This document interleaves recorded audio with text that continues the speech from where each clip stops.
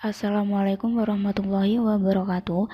Kami dari kelompok 2 yang beranggotakan Umi Tujiba dan Sri Hartatik dari Fakultas Ilmu Tarbiyah dan Keguruan Program Studi PGMI. Kami akan mempresentasikan mata kuliah pengembangan dan telaah kurikulum yang diampu oleh dosen Ibu Desti Putri Hanifah, Magister Pendidikan.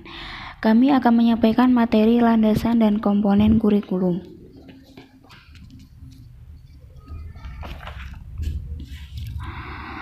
Landasan kurikulum. Kurikulum merupakan inti dari bidang pendidikan dan memiliki pengaruh terhadap seluruh kegiatan pendidikan. Penyusunan kurikulum membutuhkan landasan-landasan yang kuat yang didasarkan pada hasil-hasil pemikiran dan penelitian yang mendalam. Menurut Nana Syaudi Sukmadinata 1997 mengemukakan ada 4 landasan utama dalam pengembangan kurikulum. Yang pertama, landasan filosofis. Dalam pengembangan kurikulum, berpijak pada aliran-aliran tertentu sehingga mewarnai terhadap konsep dan implementasi kurikulum yang dikembangkan. Merujuk kepada pemikiran Ella Yulailawati 2003, isi dari masing-masing aliran filsafat, kaitan dengan pengembangan kurikulum.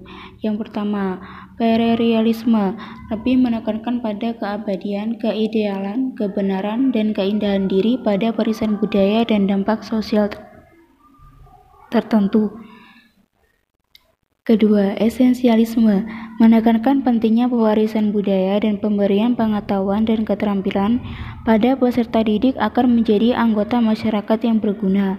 Yang ketiga, eksistensialisme, menekankan individu sebagai sumber pengetahuan tentang hidup dan makna.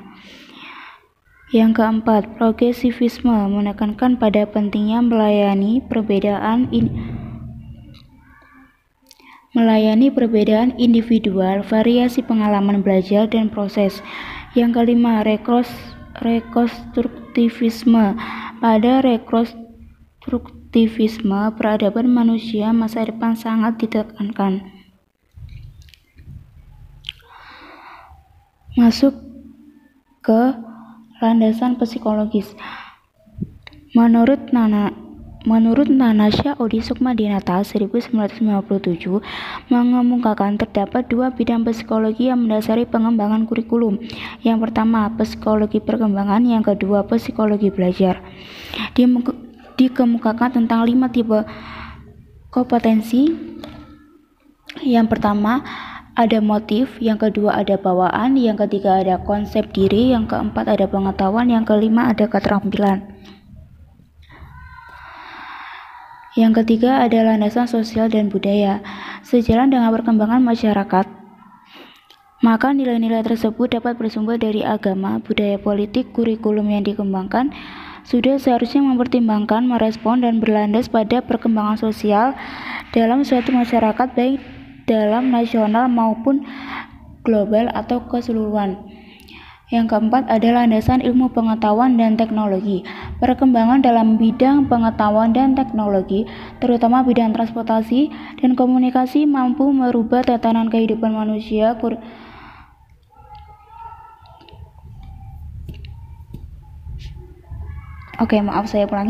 Nomor 4, landasan ilmu pengetahuan dan teknologi. Perkembangan dalam bidang pengetahuan dan teknologi, terutama bidang transportasi dan komunikasi, mampu merubah tatanan kehidupan manusia. Kurikulum seharusnya dapat mengkoordinir dan mengantisipasi laju perkembangan ilmu pengetahuan. Untuk yang terakhir, kurikulum komponen berikut Kurikulum komponen berikut Subandiyah mengemukakan ada 5 komponen, yaitu yang pertama ada komponen tujuan, yang kedua ada komponen isi atau materi, yang ketiga ada komponen media yang berupa sarana dan prasarana, yang keempat ada komponen strategi, dan yang kelima ada komponen proses belajar mengajar. Baik, dari saya demikian. Demikian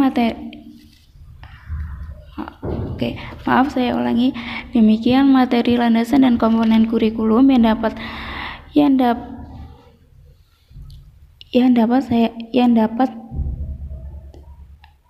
Saya ulangi. Demikian materi landasan dan komponen kurikulum yang dapat